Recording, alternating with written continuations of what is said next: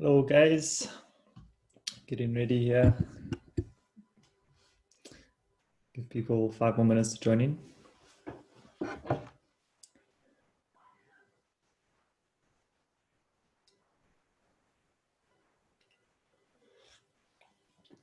Do you like my financial advisor look?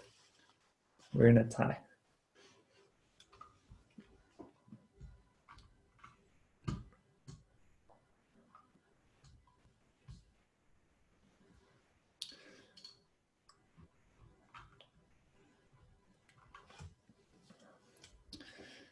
During the course of the presentation, if anyone has any questions, they can just pop it into the Q&A section.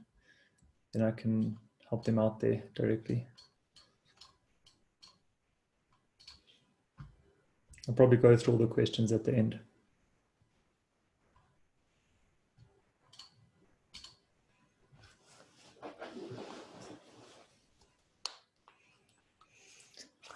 Right, so I think what I'll do is I'll just chat a little bit about my history and why what I have to say might be valuable before I start the actual presentation, waiting for a few people to join.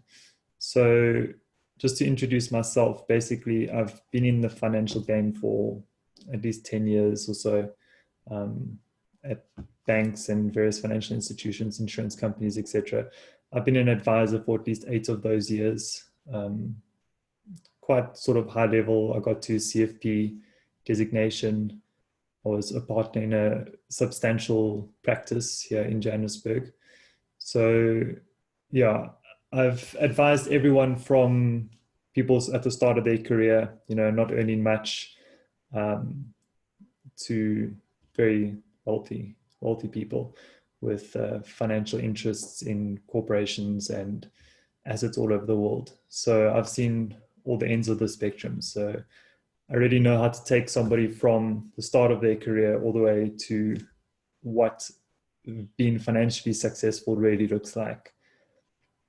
And I think what's also valuable at this point is that I'm not tied to any specific institution. So I'm giving you the true facts as they are, and just advice on what to do for your life.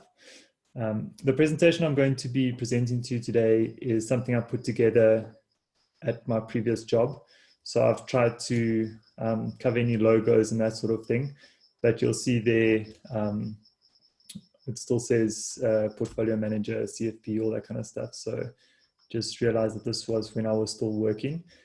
And having said that, what's very important, big disclaimer at this point, I am not a financial advisor at the moment. So I'm not giving advice. This is just a lecture based on my experience as a financial planner.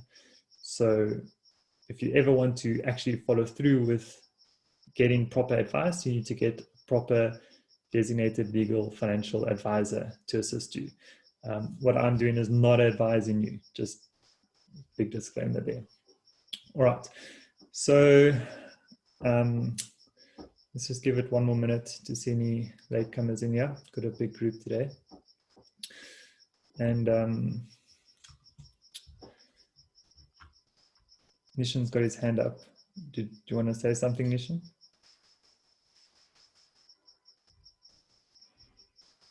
Nishan? Oh. All right, guys, let me put the presentation up. I'm going to share my screen so long. Sorry, James. Yo. I don't know if that's on my side, but I think I'm hearing crickets. Yeah, I'm right next to very loud. Those Wall Street crickets, those are the worst. Just kidding. Okay. The background is not real. I'm not really. I thought you're putting some background cricket music. Okay. Ignore my question. James, okay. What's a CFP? Well, CFP stands for Certified Financial Planner. It's basically, let's say, the equivalent of what you guys would know as a CFA in the analyst world. So CFP would be for financial planning, the equivalent of. It's a global designation, so it's pretty much transferable around the world. This would be the South African CFP that I have, or had, because you have to renew it every year, you know, with your credits and all that kind of stuff. Okay. Okay, cool. So I'm ready to begin. Let's get the show on the road. So let's get into this. Why am I here? Right. So this is very important. You know, you're watching this thing, and you guys probably have different ideas as to what kind of value you can get out of this. For myself, I would break it down into these three key components. School and the education system doesn't really teach us about money. I mean, I think I got some kind of very basic stuff in life orientation at some point, but that's more like, you know, household budgeting. Anything beyond that, we're not taught. And the problem with that is that where do we get this information from? You know, friends, family, potentially your parents. And if your parents were never very good with money, then you're not really following good role models. So it's very important to gain that knowledge from somewhere of the best practices of how to actually look after your money. Also, what's good for you guys at this part of your career journey is that you must start building these saving habits as you start earning, because then you know, ideally from your first paycheck, that's not all money that you've got in your bank account that you can now spend. You know, it's not money in, money out. The idea is you need to think of yourself a bit of like a business. You know, you have income, you have expenses, and you try to create profit, and that profit is what you're aiming to keep for long term. So start building those habits now and that mentality around what to actually do with your money. And then you'll see there's quite a few interesting little quotes I threw in here, but the idea is you want to gain control of your money, because if you don't, money will end up ruling your life because you don't have enough of it. So that's just a little food for thought there. All right, so this is something that I've kind of put together over the years as a way to describe effectively what your financial world looks like in a graph. And if you can see my mouse here, I wonder if I can draw. Okay, cool. Okay, that's nice. All right, so the idea is with this is that, what color can you use here? Pink. Okay, so here you have money on this graph, and here you have how old you are on this graph. So when you start at around 10 to 30, what you want to do is you don't have a lot of money. So what you want to do is you want to save as much as possible so that you could start building up some kind of capital over here. So this graph is basically showing how much capital you have accumulated as you get older. And this also gives you the idea of what is the difference between short, medium, and long-term goals. So saving money isn't just for saving money. You want to be saving money for a purpose. There's a reason behind what you're doing. So you have to start with a mission and a vision in your mind. So you can break this down into financial goals. I want to save to buy myself a car, right? So that's a short-term goal. And what you would need to do is have this amount of money saved up so that you can buy your car. So you spend that money to buy your car. A medium-term goal would be something like, I want to get a deposit on a house or want to own my own house. You know, you need a lot more money to achieve that. So what you do is you save over a period of time in a way that's going to allow you to achieve this goal over this period of time. So this might be like a 20-year plan. Let's say you can own your own house by the time you're 40. So what is the right way to invest and save over 20 years in order to get to this medium-term goal? This would be a different strategy to saving for a car, because you could potentially have slightly more high growth assets in here, which you don't want to risk your money if you're just saving for short-term goals. You want to, for anything short-term, you want to be very safe with your investments. Then the long-term picture, the real thing that is the ultimate goal of most professional people, is to retire one day. And in order to achieve this requires the most amount of diligent saving and investing that you can. And this is the longest term goal that you can save for. And the idea here is you put a little bit of money away with each paycheck that you earn over the years. And as you put in the money away, that's not the only thing that's contributing towards this goal. You're saving money, but you're also putting it into something that's going to allow the money to grow of its own accord. So what happens in these early years here, most of the growth is just money that you're putting in. So you're putting in money. But eventually what happens is the growth on that capital value actually becomes more than the money you can add to it. You know, if you've got 10 million Rand in here, 10% growth over 1 year is like R1 million. So you doing nothing, just sitting, doing nothing, your money can grow by R1 million. That's like earning R1 million for not having to work if you've got that capital base.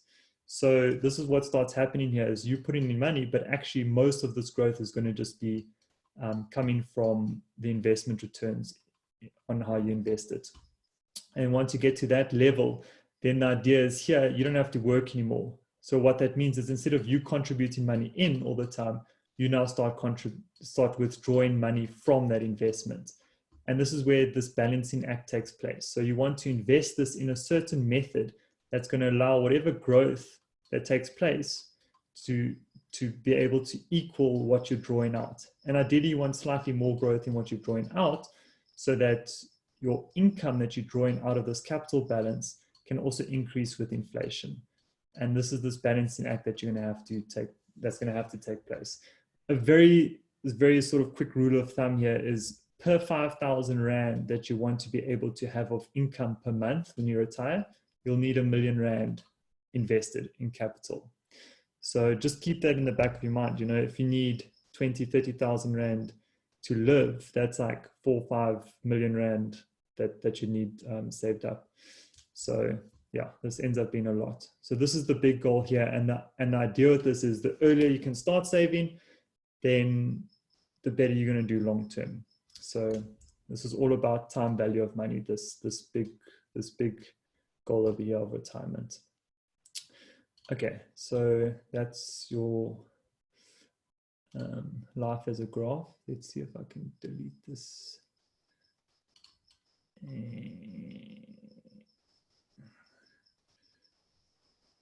Okay, cool. All right, so on this page, what I've got here is how to save money. All right, so what is the method to actually save money? Also, quick rule of thumb here, whatever money you bring in, this is your pie chart of the money that you've brought in, 50% of that money approximately can go to things you need to have. What are things you need to have? Those are the things that allow you to stay alive and allow you to keep earning money. Okay, so it's like a business. You know, let's say that those are your overheads. So you need transport, you need food, you need accommodation, you need the basics in order to get by, clothing, etc., etc. Then my tip here is after you've spent the money you have to spend, pay yourself first.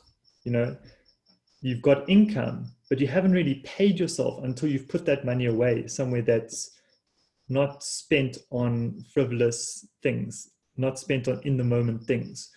So almost think of that as your salary. You know, if you're earning 20,000 Rand a month, pay yourself 5,000 Rand, put that money in the bank, put it towards investments. And that's really your capital. That's your money that you've invested.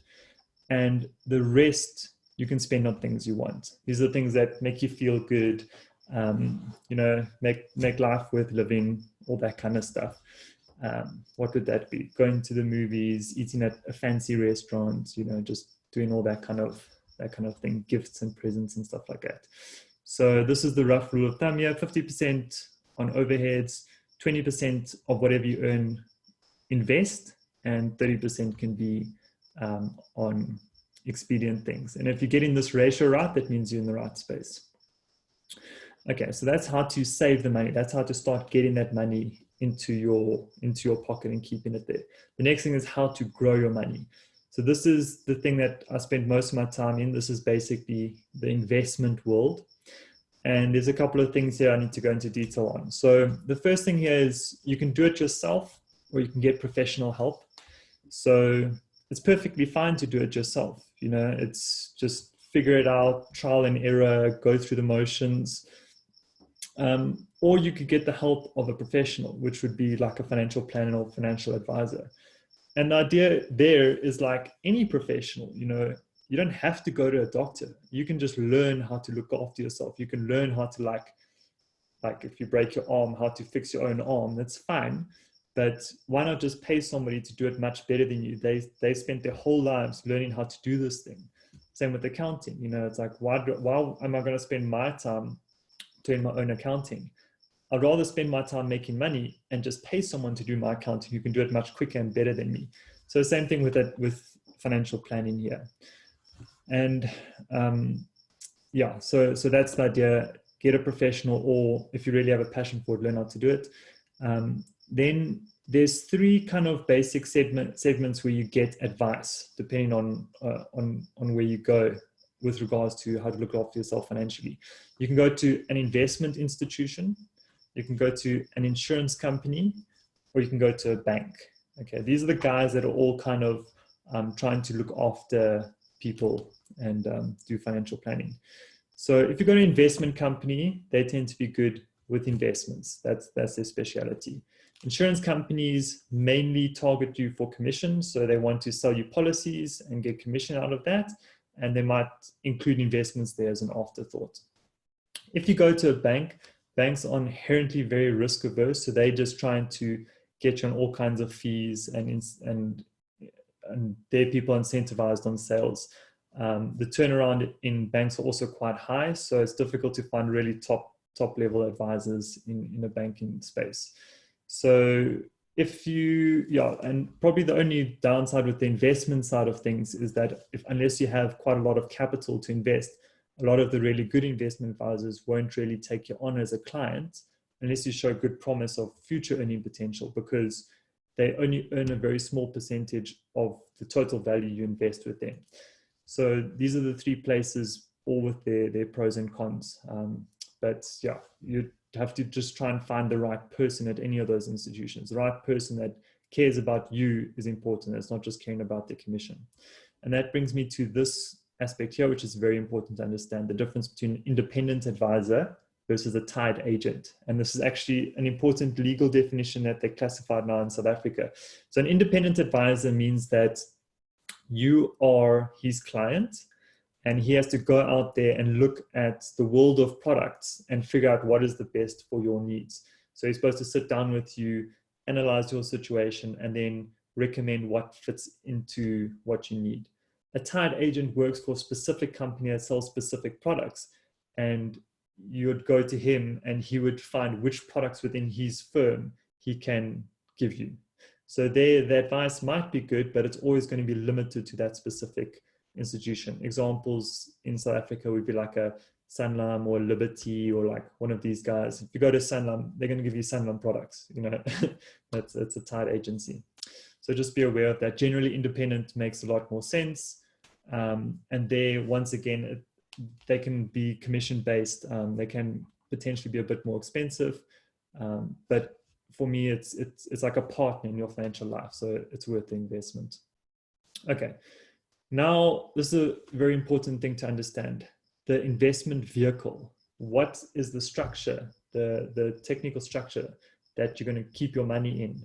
And what this basically is different investment vehicles have different tax benefits and tax breaks, but for that, they take away some flexibility. So these basic structures exist in most countries. You've got the equivalent in America as well. And these would be broken up into, so let's start with the most flexible version. The most flexible version would be just money in the bank, or cash, or a flexible investment account, unit trusts, stocks in the stock market, for example. So you can see here it's very flexible. You can get your money in, you can invest easily, and you can get your money out. If you need to withdraw it for whatever reason, it's quite simple. The next thing on that list would be a tax-free savings account or an endowment account. So the idea with this is that you get a little bit of a tax incentive, you get a bit of a tax break. So all the growth in tax-free savings, for example, is tax-free, which is great. Endowment has its own way of trying to reduce taxes, but you have to keep your money in there for 5 years at least. The downside of that is now they've reduced the flexibility. So in a tax-free savings, they cap how much you can put in each year, and whatever you take out, you're not allowed to put back in.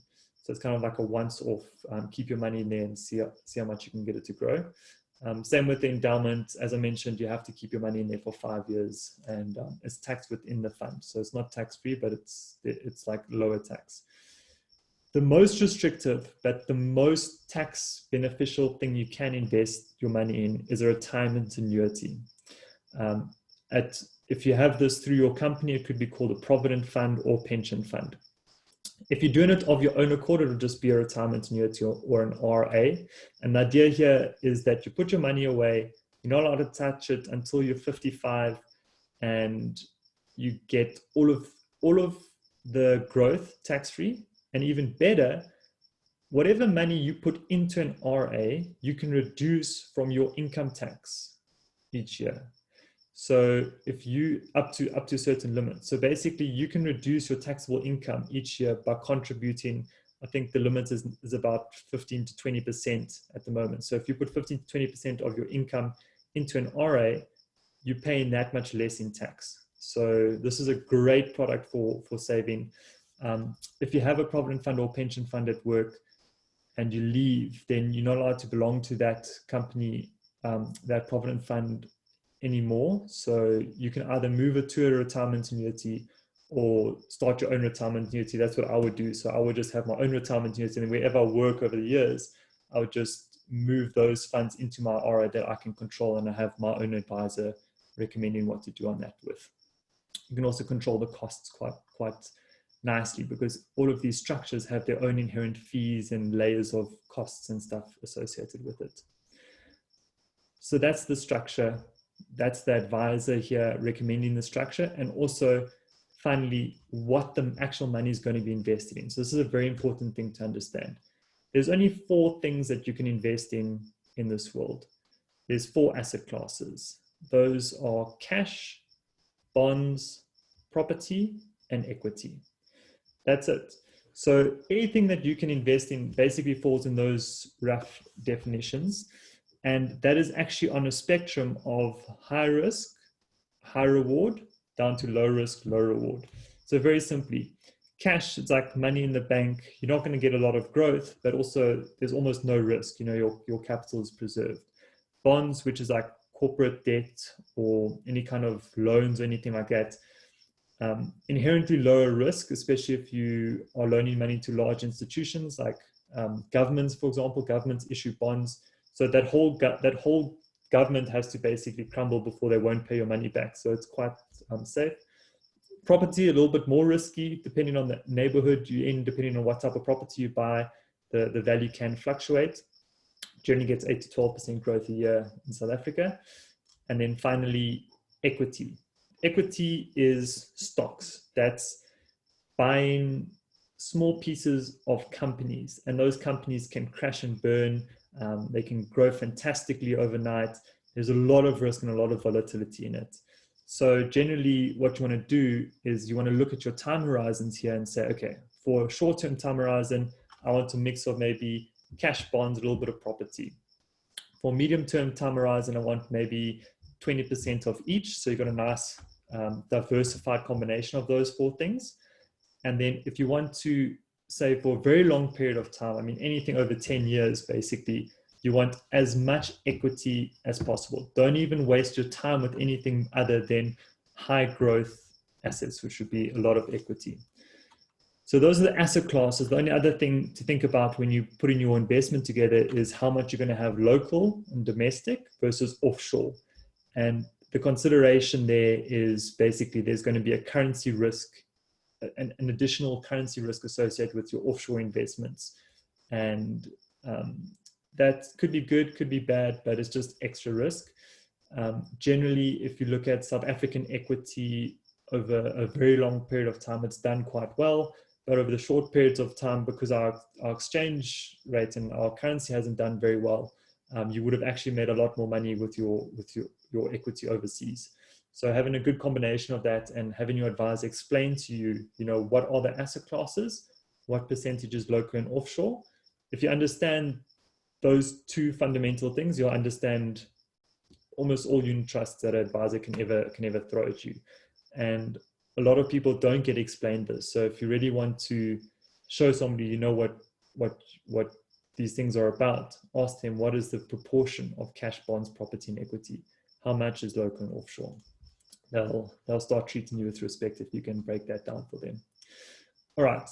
Then the next thing is you've saved money, you're getting it to grow, but how do you keep the money? What happens if an unexpected event were to occur? So what you would have is specific insurance policies to handle unexpected events, things that are worst case scenario that you want to avoid at all costs. And the basic idea of the insurance policy is you paying an institution to take that risk off of your shoulders. So and if enough people all pay an institution to mitigate their risk, the chances of all of those people suffering things is very low. So basically the insurance company spreads the risk amongst the entire pool of people putting money into that insurance company. So it's broken down very simply into long-term insurance, which are things that are over a long period of time, like life insurance, disability. These are policies that last very, very long. Short-term insurance, which would be insuring your car or your house. Your house might last long, but you might not live in one house your whole life. So this would be policies that are short in duration. And then you have things like medical aid, which isn't actually insurance. So I'll get to that in a minute. With regards to long-term insurance, there's only 4 things that you can, basic categories of long-term insurance. There's life insurance, which means if you pass away, there's money left behind to those people who were relying on you for income while you were still alive. There's disability insurance, which is basically saying you're not able to work anymore, you're not able to earn an income anymore. So what lump sum amount of money can I get to compensate for the fact that I'm not going to be earning any more income for the rest of my life? There's dread disease cover or severe illness cover. This is kind of quite a big thing in South Africa. It's quite important insurance. So the idea here is if you suffer from something like a cancer or stroke or heart attack, which are the 3 big ones, or some kind of cardiac illness, then it pays you out a lump sum because you've suffered that dread disease. You're still able to work, you're still able to earn an income, but your life has been severely impacted, your lifestyle and your quality of life has been severely impacted. So it's to compensate for the quality of life. And then finally, you have income protection. So as a professional, this is a very important thing to have, especially right in the beginning of your life. Even if you don't have dependents or family that you need to look after, if something happens to you, you want to protect your ability to earn an income. This is your biggest asset that you have in your life. So you need insurance on it. The idea with this is if you're sick for a couple months or a few weeks, if you're out of work because of something that's happened to you, that insurance company will pay up to maybe 75% of what you were earning previously. So it's a way of saying, okay, if you're running an auditing firm, for example, and that auditing firm relies on you on your income, and all of a sudden something happens to you and your income's not coming into the practice, then it can affect the whole business. It's really a big liability. So this is very important to have income protection. So for you guys, I want to just mention these 2 companies over here because there's a whole swath of different insurance companies that are all vying for your business. It's a highly lucrative industry for commission earners and salespeople out there to try and get you onto their books. As a professional, once again, not advice. What I would look at for myself, or what I do look at, would be a company called PPS, which is Professional Provident Society, and or Discovery. You can also look at all the other guys, Liberty, Sanlam, Old Mutual, all the old dogs. That's like traditional, very typical basic type insurance. What's special about these 2 companies, firstly, with PPS is not actually a for-profit company. It's what do they call it? It's basically a cooperative. So if you have a policy with them, you're basically a shareholder. They don't have any external shareholders. So they're not a listed company where the profit goes to somebody else. That profit every year is distributed amongst all the people with policies. So in fact, all the profit that that company ever makes, and they're the most profitable insurance company by a huge margin because they only invest with professionals like doctors, lawyers, and accountants. You actually build up some of that profit into like a savings account, which pays out when you retire. So that's brilliant, and their products are good. I'd highly recommend that. I mean, not recommend, I'd highly suggest speaking to them. Discovery is also very innovative. So Adrian Gore came up with this brilliant model, which is starting to grow across the world, where he said if you can avoid the four biggest causes of death and mortality and disability by doing better things and staying more healthy in your lifestyle, then the risk, your actual risk of ever claiming gets reduced significantly. So if you play the discovery game, it's basically like a game. There's points, and you have to like go to the gym, and you have to eat certain food, and you log on your app, and you wear the watch, and as you run, you like get all these points. And I did that fully. It was quite fun. It's quite time consuming, but it's quite rewarding. You get a lot of bonuses. And actually the money you can get back on that can make Discovery the cheapest possible insurance you get, but you have to play that game, and you have to play that game for basically the entire duration of the policy. Otherwise you lose out in the end. So PPS is nice. It's good. You can forget about it. You're going to get money back at the end of the day. Discovery, if you're like a fitness fanatic, it's a good option too. Short-term insurance, just one aspect here, you have to cover your car, you have to cover your house. Professional indemnity as a professional, it's important. You need to protect yourself from like some kind of labor issues and that kind of stuff. Medical aid, this is not insurance. Medical aid is basically a government mandated savings plan in a way where everyone puts their money together, and whoever suffers from some kind of illness gets money out of that central pool. Yeah, it's, what can I say? It's like you can't live without it. So you have to do it, I suppose, but it's ridiculous. It incentivizes the cost of hospitals and doctors to up their prices continuously. So it's a bit of a thing that, what can you do? Anyway, the point I wanted to mention here is that you have medical aid schemes in South Africa that have saving plans associated with it. All that is you putting your money into an account at the medical aid scheme, and then that money goes back to you when you need it. It's like, if you've got your ducks in a row and you're able to save money, why do you want to save it at the medical aid scheme? You're not getting good growth on it. You might as well have it in your bank account. So generally, there's no point in having savings accounts. You're just going to increase your medical aid premium, and you just putting your money there and getting your money back. So just stick with basic medical aid that covers everything you need from a claiming perspective, and save your own money for any out-of-pocket expenses. Okay. So here comes the fun part, right? It's like, how do you lose money? What are all the ways that's going to get you to go completely wrong off of your plan? You've got all the right advice, but time after time, I've seen people who earn huge amounts of money, have managed to save huge amounts of money, but continuously lose like almost as much as they've ever saved because of these basic things. Number one, scams, right? Very convincing people, con artists out there that selling you a pipe dream. So a famous one quite recently was BitConnect, Triple M, which was massive in South Africa, that like everyone was getting involved in Triple M a while ago. And then the scariest one probably in like the last 100 years was Bernie Madoff. And this was like a very, very high level, very respectable guy in Wall Street. And he basically was just running total Ponzi scheme. He was making up the numbers of like how good his investments were doing. And there's a good movie about that if you want to watch. It's quite interesting. Then what people do is there's this inherent like nature for people to want to gamble their money.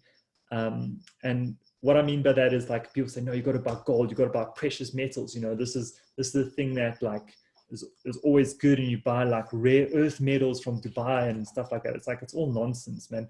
Like gold is not an investment. Gold is conceivably like just one of the currencies. If you're going to have your money in a bank in South Africa, that's rands.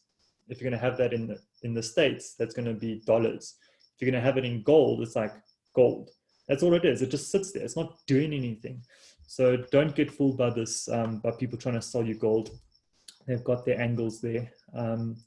Forex trading is also a big scam, because you as a lonely Forex trader are going to read this graph, draw these like fancy patterns on it, and then somehow become like a stay-at-home, like wealthy guy. It's just complete nonsense. And how these scams work is they sell you training, and they sell you like the tools and the software and all that nonsense.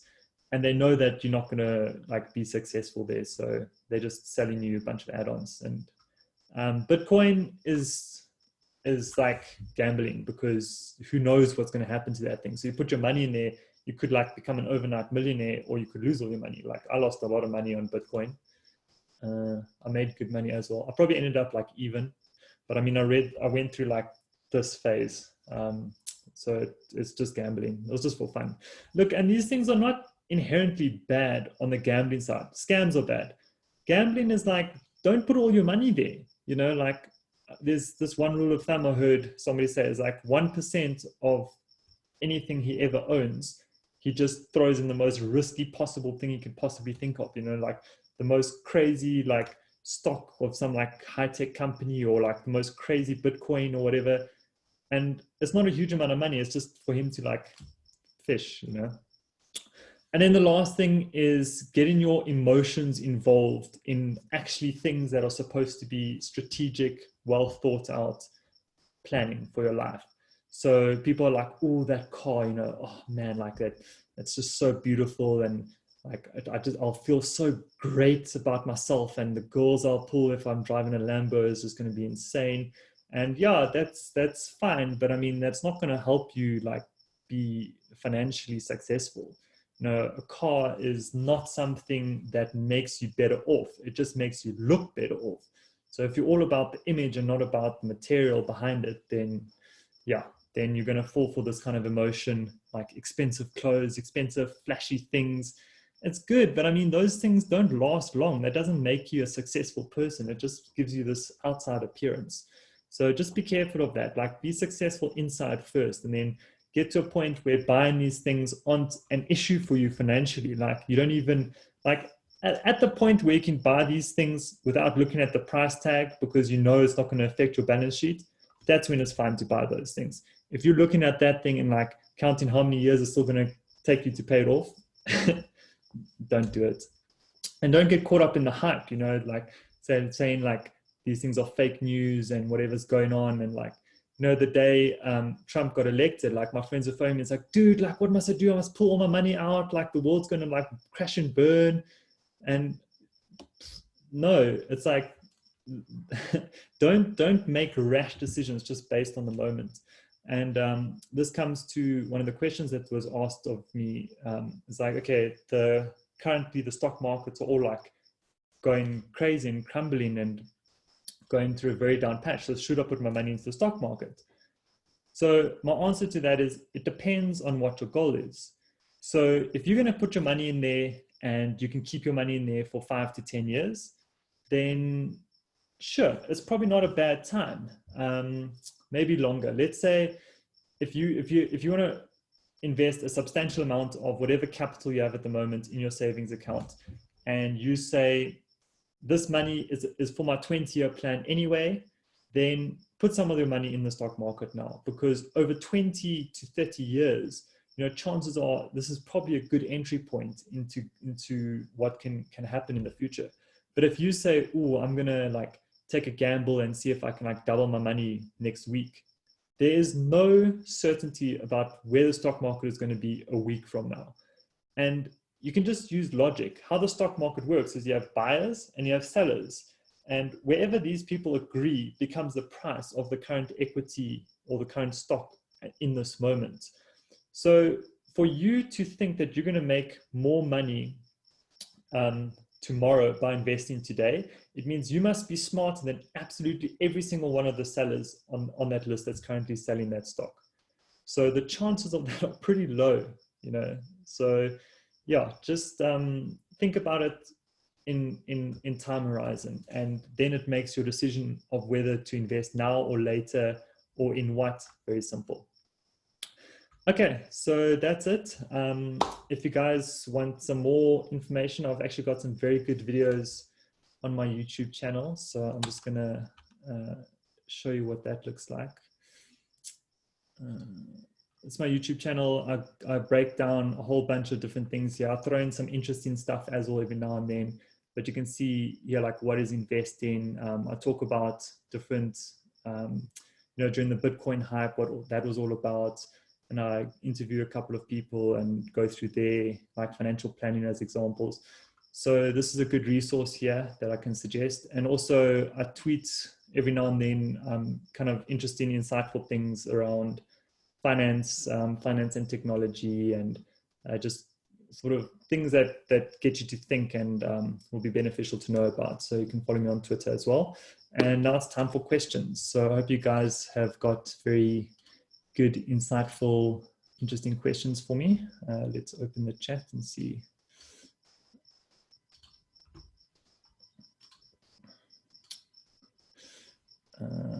Turn screen sharing off. Okay, so how much would you advise to put in your RA? So I think, look, if you're a professional, you've got pretty much a stable income, you know what's coming in for the foreseeable future. The rule of thumb is not less than 10%. 20% would probably be a bit too high. So 15% is good. If you can consistently put 12, you guys are still young. There's a lot of things happening in your lives right now. So if you can aim for like 12.5%, let's say 12.5%, that's good. You're on the right track. You're actually going to make progress there. One quick example to give you a picture. If you start investing from your first paycheck at the age of 20 till the age of 30, okay, and you take all of that money and you just let it grow by itself and you stop contributing. So at 30, you stop contributing. That would be the same as somebody that started saving only at the age of 30 and would have to save for like 20 to 30 years to end up at the same point. So that's just the power of compounding interest. Einstein said this was the most powerful force in the universe is compounding growth. So that's my answer to that. And if you do it independently, where should you advise to do that? Well, once again, I'm not advising anything, but what I'd say is I'd look at the most reputable independent firms in South Africa. There's a lot of them. Look, the biggest one is the company I was with previously, so you can find out who they are. Speak to one of their advisors. They're all highly qualified, so that's good. You can ask me about them specifically offline if you want. And look, it's also difficult because at any of these big firms, you're going to have good people and people that are just like chasing the money. So I think what you need to do there is speak to these guys, see if you've got a good feeling about them, see if they care about you or if they're caring about pushing a product. And you really have to develop almost like a sense of character. You need to see what this guy's about. Ideally, what you want to do is get in with a company that only looks after like the wealthiest of the wealthiest and somehow like convince them like you're a super easy client to deal with. You're not going to be wasting their time. You want them to take care of your portfolio now, because when you become like super wealthy, then you're already on their books and you're not going to give them a lot of hassle, because like at the company I was with previously, the senior partners wouldn't speak to you unless you gave them like 5 million Rand off the bat upfront. It just wasn't worth their time. They wouldn't be making enough money for that hour they would spend with you if you weren't bringing that kind of capital to the table. So this is to give you an idea of ways of finding stuff. And speak to your friends. Maybe they've got good advisors they can refer you to. If you have a tax-free savings, how can you grow it? I've heard you can get ETFs, but not really how that works.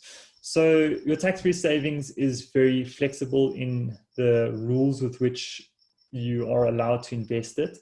So what I'd do is, if you don't have that flexibility where you have it at the moment, like I wouldn't have my tax-free savings at a bank, that's silly.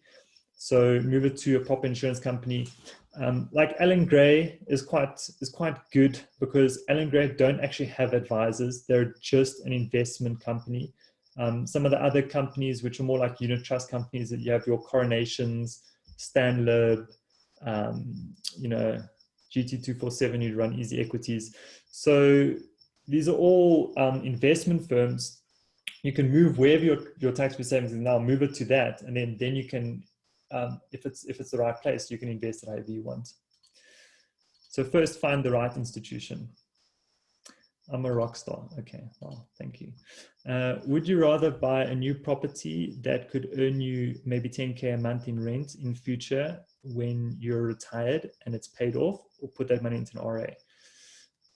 Definitely an RA. If you're going to use this money, this capital, for retirement purposes, an RA is an absolute no-brainer. Because why? You get all of the tax advantages that you have in an RA. So you get the tax deductibility, you get the tax-free growth. And if your RA is at the right place, you can just invest in property. You can just have the underlying assets, a property unit trust or something. So you get the same exposure to that asset class that you would by buying a physical property that has its own risk. Because now you have to deal with tenants, you have to deal with, like, if there's an earthquake, insurance. It's like an absolute nightmare. Like, property only makes sense if you happen to come across a specific property that's like an absolute bargain, and it makes so much sense. You just have to get it. It's the right place, you know. It's your next door house or something, and it's like just on sale. Then buying a physical property makes sense. But as an actual investment, it's kind of good. It's just admin intensive, and for retirement, yeah, there's nothing that beats an RA. I think if you're capping out your RA, if you put in as much as you're allowed to put into an RA already, then maybe considering buying a property to supplement what you're going to get out of your RA makes sense. All right. What 2 to 3 things can I practically do first thing tomorrow to get started with working on my financial situation? Good question. Number 1, get a plan. You have to have a plan.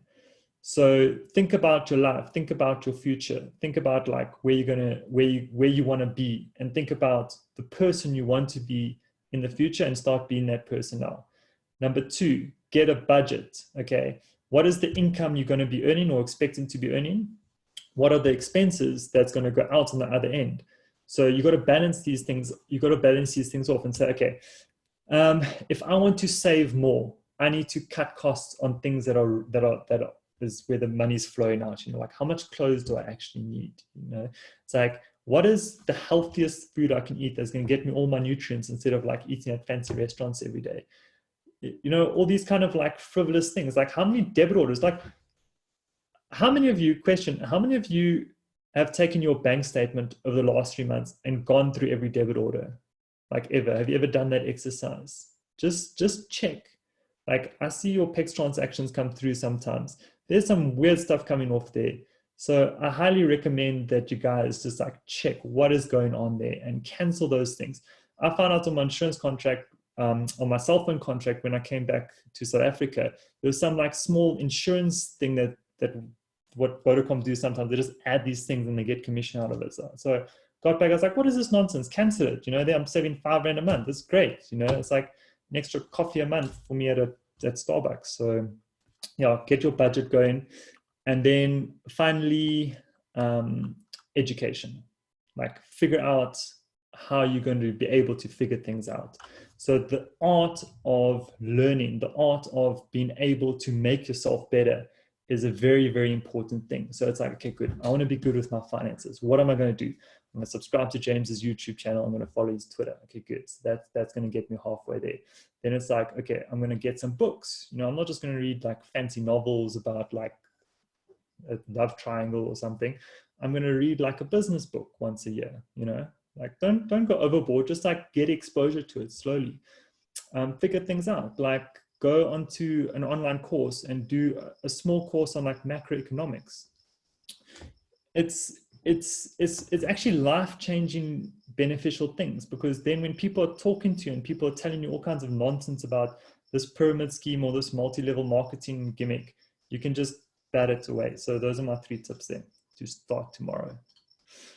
Okay, with the COVID pandemic now, would you recommend investing in shares now, as they are probably at their cheapest? If so, which industries would you recommend? Marijuana stocks, that's a good one right now in the US. No, I'm joking, don't do that. Yeah, so basically it depends on your time horizon. You know, if you're going to just play around with shares and figure things out, like play around, you know, this is a great opportunity to learn what happens in a situation like this. These things have happened before. You know, like I was working in a bank in Europe during the 2008 financial crisis, like in a mortgage bank, like I was in the mortgage department, like things were going crazy. Like it was absolutely nuts. And I gained insight from it. I wasn't in a position to invest any money and figure out what was happening in the stock market from real experience. But now you guys can put a little bit of money in, get like a easy equities account. It's super simple, and like just like play around there and figure stuff out. But I wouldn't go and put a huge amount of cash in the market right now. It's just way too unpredictable. Okay, what's your opinion on easy equities, not the investment in specific shares, but the platform? Yeah, it's good. So the idea with easy equities is that they've democratized the stock market. Typically what would happen is you'd have these guys here in the background, and what they do is you phone one of them, you're like, dude, like buy me 500 shares in Sasol at like $50 a share, and then they would go in there, they'd charge their brokes, and then they'd say, okay, cool, I got it at 51 and blah, blah, blah.